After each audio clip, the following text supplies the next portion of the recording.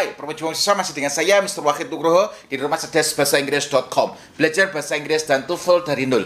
Marilah kita lanjutkan ke bab selanjutnya di bab 2. Di bab 2 ini saya akan mengajarkan kepada Anda tentang 5 tips bagaimana belajar TOEFL listening dari nol.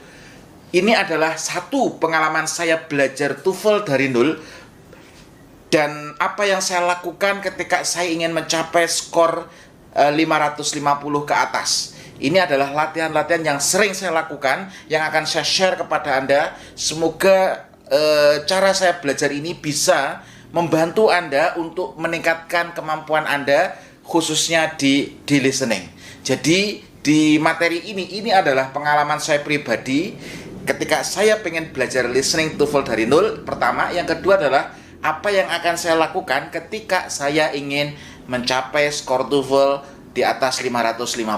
Kalau di bawah 550, saya pikir kalau seandainya langsung tes saya bisa mencapainya. Tapi kalau di atas 550, tentu saya harus persiapan terlebih dahulu. Siapapun binaraga atau atlet manapun, kalau dia ingin mencapai set standar yang tinggi, dia akan selalu berlatih dan berlatih. Bagi Anda bisa pelajari cara saya belajar ini. Dan di sini saya akan share 5 tips bagaimana belajar TOEFL listening TOEFL dari nol. Nah, listening TOEFL dari nol ya. Yang pertama, tips pertama untuk mendapatkan skor tinggi, khususnya teman-teman yang masih pemula ingin mencapai skor 550 atau 550 ke atas, maka tips yang pertama adalah buat diri Anda senang terlebih dahulu. Kenapa harus senang terlebih dahulu? Kalau Anda senang, Anda mau berlama-lama untuk belajar. Kalau Anda senang, Anda akan terus-terusan belajar. Tapi sebaliknya, jika Anda sudah tidak senang, apapun, tidak hanya TOEFL atau bahasa Inggris, Anda sudah ogah-ogahan dalam proses belajar. Anda jangankan untuk belajar, menyentuh aja Anda tidak suka. Kenapa? Karena Anda sudah tidak senang. Maka dari itu, tips pertama untuk belajar apapun, khususnya di listening atau di TOEFL, Anda harus membuat diri Anda senang terlebih dahulu. Saya sama. Pelajaran yang tidak disukai oleh siswa itu ada 2 biasanya, matematika sama bahasa Inggris. Ketika ditanya satu kata untuk TOEFL, satu kata untuk bahasa Inggris, mesti mereka mengatakan sulit. Lah, kalau dia sudah punya mindset sulit, langkah yang saya lakukan adalah satu, membuat dia senang terlebih dahulu. Ketika sudah senang, dia mau berlama-lama untuk belajar dengan saya. Dan bahkan dia merasa, oh, ternyata saya sudah belajar 2 jam. Oh, ternyata saya sudah belajar 5 jam. Kalau di kelas karantina, tiba-tiba sudah jam 4, tiba-tiba sudah jam 8, tidak terasa. Kenapa? Karena dia merasa senang. Pertanyaannya adalah, bagaimana caranya supaya Anda senang, khususnya untuk belajar listening ini? Satu, Anda harus memperbanyak atau perbanyaklah mendengarkan lagu berbahasa Inggris. Langkah yang pertama adalah Anda harus memperbanyak mendengarkan lagu-lagu yang berbahasa Inggris. Pertanyaannya, kenapa harus lagu, Sir? Karena dengan Anda belajar dari lagu, Anda akan belajar 4 hal. Anda akan belajar berapa hal? Oke, 4 hal. Yang pertama, Anda akan belajar satu expression atau ungkapan-ungkapan dalam bahasa Inggris. Satu, Anda belajar apa? Expression atau ungkapan-ungkapan dalam bahasa Inggris. Yang kedua, dari lagu Anda juga belajar apa? Kosakata baru dalam bahasa Inggris. Anda belajar kosakata baru dalam bahasa Inggris, ya. Yang ketiga, di lagu ini juga Anda akan belajar tentang pelafalan dalam bahasa Inggris, ya. Anda akan belajar apa? Pelafalan dalam bahasa Inggris. Yang terakhir, dari lagu Anda juga akan belajar banyak penyingkatan dalam bahasa Inggris. Nah, ini ya. Jadi di lagu itu Anda akan belajar 4 hal. Saya ulangi lagi ya. Saya tidak bosan-bosan untuk mengulang karena apa? Pengulangan adalah induk dari seluruh keterampilan. Semakin sering Anda mengulang, maka semakin terampil diri Anda ya. Yang pertama, Anda dari lagu itu Anda bisa belajar ungkapan atau expression dalam bahasa Inggris. Yang kedua, Anda bisa belajar kosakata-kosakata baru dalam bahasa Inggris. Yang ketiga, di lagu itu Anda juga bisa belajar tentang apa? Penyingkatan dalam bahasa Inggris. Anda juga bisa belajar tentang pelafalan dalam bahasa Inggris. 4 hal ini yang Anda bisa dapatkan ketika Anda belajar dari lagu. Maka di situ Anda harus cari banyak lagu. Setelah Anda cari banyak lagu, Anda cari subtitlenya. Anda cari subtitlenya, Anda coba untuk pahami. Anda pahami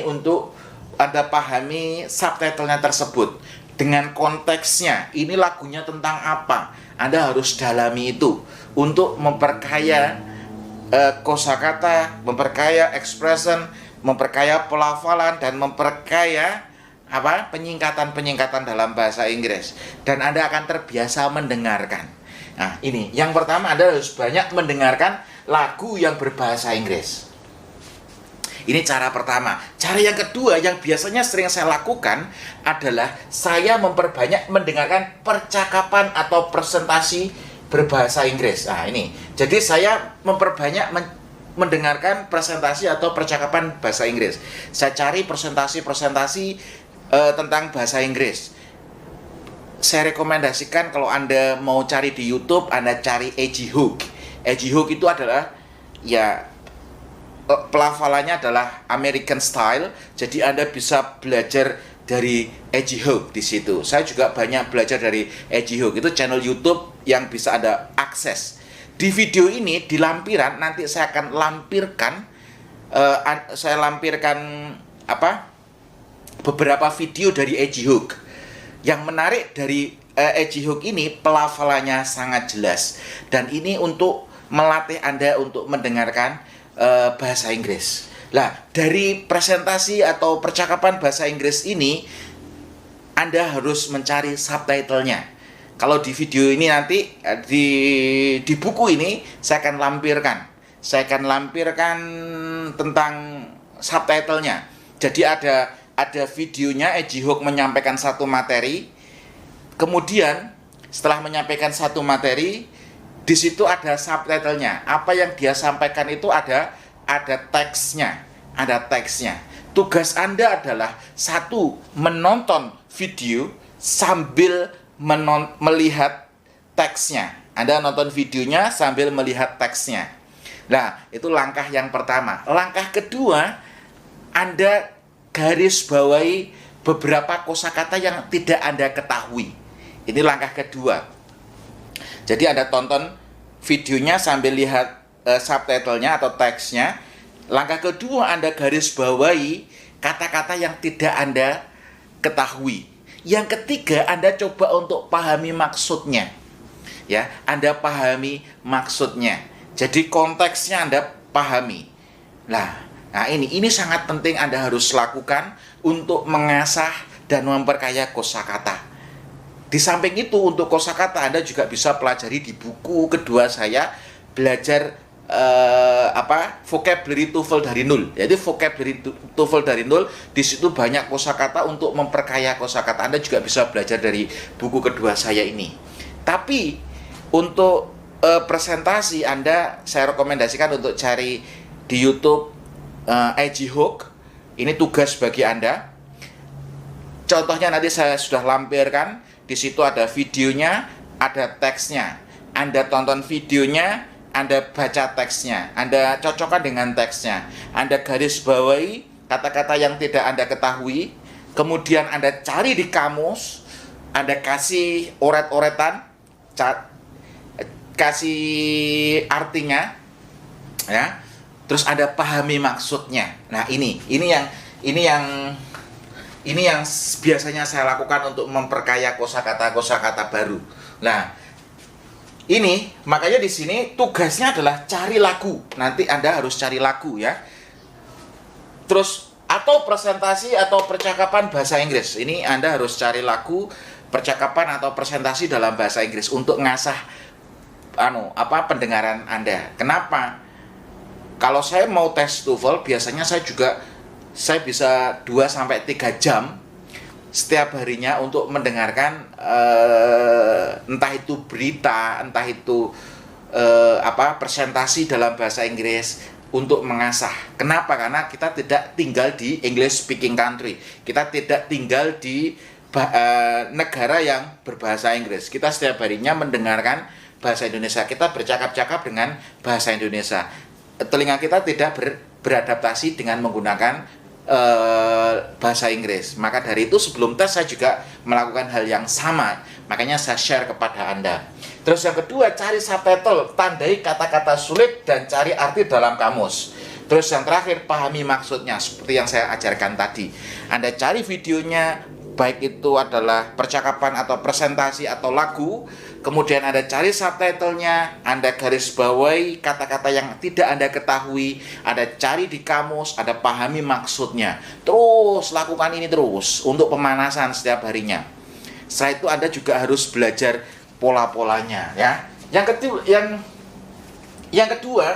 Tips yang kedua, yang pertama tadi adalah buat diri Anda senang. Caranya adalah dengan mendengarkan banyak lagu dan mendengarkan banyak presentasi maupun percakapan bahasa Inggris. Yang kedua, tips kedua adalah buat Anda terbiasa. Jadi buat diri Anda terbiasa. Kenapa? Karena dengan Anda banyak mendengarkan lagu, dengan Anda banyak mendengarkan percakapan ataupun presentasi dalam bahasa Inggris, lama-kelamaan Anda terbiasa. Untuk percakapannya saya rekomendasikan juga Anda bisa cari Tuning in USA. Tuning in USA ini bagus. Jadi jelas di situ ada ekspresi-ekspresinya. Anda bisa pelajari Tuning in USA. Nah, tips yang kedua ini buat diri Anda terbiasa. Sudah mengumpulkan lagu-lagu bahasa Inggris, sudah mengumpulkan percakapan-percakapan maupun presentasi-presentasi. Tips kedua adalah buat diri Anda terbiasa. Caranya bagaimana? Caranya adalah lakukan pengulangan. Lakukan apa? Pengulangan. Minimal 10 kali. Ini minimal 10 kali. Kenapa? Karena telinga kita butuh adaptasi. Ketika kita mendengarkan lagu bahasa Inggris, percakapan ataupun presentasi dalam bahasa Inggris, pertama, ini telinga kita masih adaptasi. Mungkin kita belum bisa paham. Yang kedua, Anda sudah garis bawahi kata-kata sulit. Anda sudah cari di kamus kata-kata sulit tersebut. Anda dengarkan kedua, itu akan semakin mudah untuk menangkapnya. Yang ketiga akan semakin mudah. Keempat, kelima, ketujuh, sampai ke-10, saya yakin telinga Anda mulai beradaptasi dengan sesuatu yang berbahasa Inggris. Makanya yang kedua tipsnya adalah buat diri Anda terbiasa. Caranya adalah lakukan pengulangan minimal 10 kali. Satu kali, saya biasanya kalau mendengarkan satu kali masih belum bisa menangkap nih.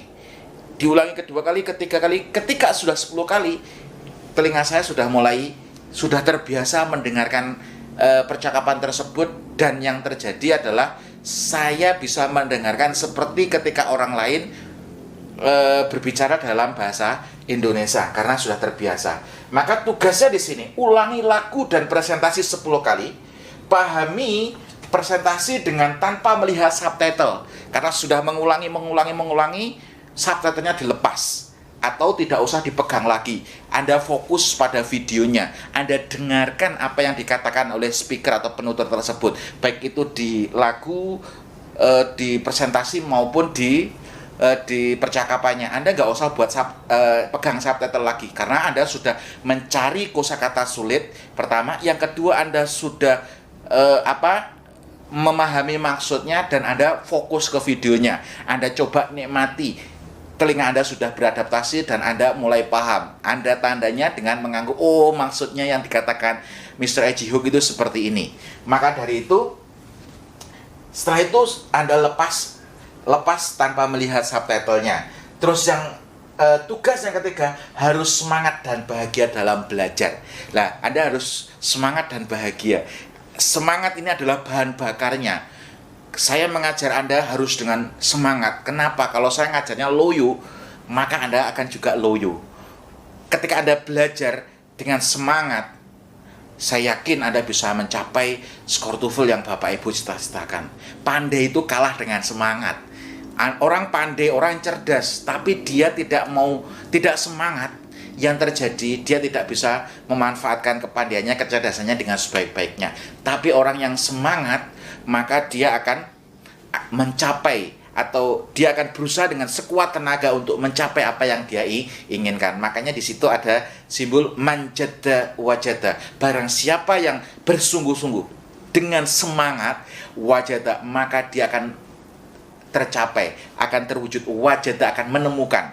Nah, di sini makanya bahan bakarnya adalah semangat. Dan yang kedua adalah harus bahagia. Harus bahagia. Kenapa? Karena ketika Anda bahagia, yang terjadi adalah Anda akan semakin mudah dalam mempelajari segala apapun. Tapi kalau Anda sudah tidak bahagia atau Anda susah untuk mempelajari, ya Anda akan menjadi susah untuk menguasai suatu ilmu. Makanya harus semangat dan lakukan hal itu dengan bahagia. Yang ketiga, tipsnya, belajar pola-pola dalam listening. Nah, belajar pola-pola di listening. Di buku ini, saya akan mengajarkan seluruh pola-pola yang ada di listening. Anda harus pelajari semuanya. Kenapa? Karena bisa bahasa Inggris tidak cukup. Anda harus tahu pola-polanya, Anda harus tahu strategi-strateginya, langkah-langkahnya, trik-triknya, bagaimana cara mengerjakan soal TOEFL khususnya di listening. Pengalaman saya pribadi, saya mengandalkan kemampuan saya dalam bahasa Inggris, saya langsung nekat tes TOEFL. Yang terjadi satu, saya tidak tahu prosedur untuk tes TOEFL itu bagaimana. Saya hanya mengandalkan kemampuan saya bahasa Inggris, karena saya jurusan bahasa dan sastra Inggris.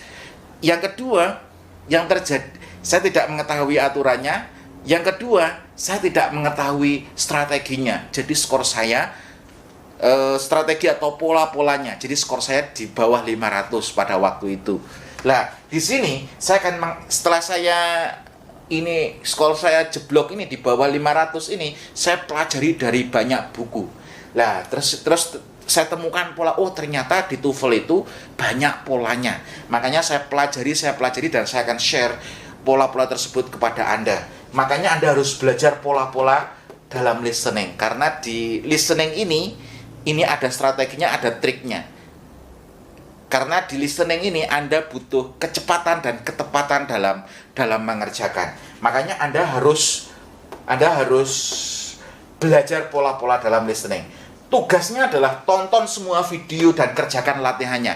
Nanti di buku di situ ada latihannya, Anda kerjakan. Setelah Anda kerjakan, Anda tonton pembahasan saya supaya analisis kita sama.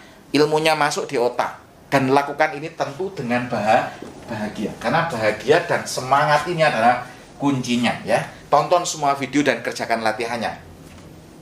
Nomor 4, tips yang nomor 4, terus berlatih sampai menguasai polanya. Kalau ini Anda belajar pola-polanya, terus yang keempat ini terus berlatih sampai menguasai polanya.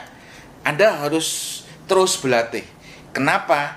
Karena ketika Anda terus berlatih, nanti pola-pola itu melebur di otak Anda. Anda tidak bingung lagi untuk menentukan ini pola apa. Oh, ini pola negatif komparatif. Oh, ini pola wish. Ini pola double negatif. Oh, ini pola kalimat pengandaian. Oh, ini pola assumption. Banyak pola yang akan saya ajarkan di video ini. Maka Anda harus terus semangat dan bahagia dalam proses belajar. Ya, Anda harus. Jadi di sini nanti tugasnya adalah kenali penandanya dan kerjakan latihannya. Anda harus kenali penanda-penandanya sampai Anda terbiasa. Setelah mengetahui, berlatih menjadi terbiasa, dan terakhir, jangan putus asa sebelum berhasil. Jadi putus asa ini tidak akan menjadikan Anda menjadi berhasil. Maka dari itu jangan putus asa sebelum Anda berhasil. Gagal, ulangi, belajar lagi. Gagal, ulangi, belajar lagi. Kenapa? Karena ketika Anda berhenti sebelum Anda berhasil, di situ adalah kegagalan yang sesungguhnya. Maka dari itu, jangan putus asa sebelum Anda benar-benar berhasil. Tentukan targetnya terlebih dahulu. Targetnya berapa? Taruhlah beasiswanya butuh target 530. Targetnya jangan 530. Diri Anda, tekan diri Anda, kalau bisa saya dapat 580. Jadi 50 lebih tinggi daripada targetnya. Ketika bleset-blesetnya, Anda bisa dapat 550. Target Anda harus lebih tinggi daripada target yang dibutuhkan oleh beasiswa. Kenapa? Karena nggak lebih tinggi, nanti di bawahnya. Seperti halnya kalau saya mengajar, biasanya ini ada papan. Biasanya saya mengajarnya gini. Oke, papan ini nanti saya akan bagi menjadi 2 karena saya akan mengajarkan 2 bab. Lah, di sini bab ini, di sini bab ini. Ketika saya nulis, ini tidak mungkin saya menulis sampai sini. Ketika ini sudah saya garis ini, maka saya paling jauh segini. Kenapa? Karena sudah saya garis nih. Maka dari itu ini sama ilmunya, bahwasanya Anda harus tentukan targetnya. Targetnya berapa? Terserah, jangan terserah. Targetnya tentukan. Saya harus goalnya 550. Taruhlah 550. Itu goal beasiswanya 550. Kalau Anda sendiri, goalnya jangan 550. Harus di atas ekspektasi. Harus 580. Bleset 560, oke. Itu. Beasiswa targetnya berapa? 500. Jangan 500 untuk diri Anda. Kalau beasiswanya oke lah 500. Targetkan diri Anda lebih dari 500. 580. Bleset 530, 540 masih keren itu. Nah, ini ya. Jadi, Anda harus targetkan lebih tinggi dari target beasiswa supaya bleset tidak jauh dari target yang ditargetkan oleh beasiswa. Intinya adalah Anda harus semangat dan bahagia dalam proses belajar. Ikuti langkah-langkah yang saya lakukan ini, dan saya doakan Anda bisa mencapai skor TOEFL yang Bapak Ibu cita-citakan. Anda semakin sukses dalam studi maupun di karir Anda. Anda dapat beasiswa, Anda lanjut studi, dan saya tunggu kabar baiknya dari Anda. Sekian video ini, semoga bermanfaat. Terus semangat, tingkatkan kemampuan dalam menganalisis, dan saya doakan Anda bisa mencapai skor TOEFL yang Bapak Ibu cita-citakan. Sekian video ini, terima kasih.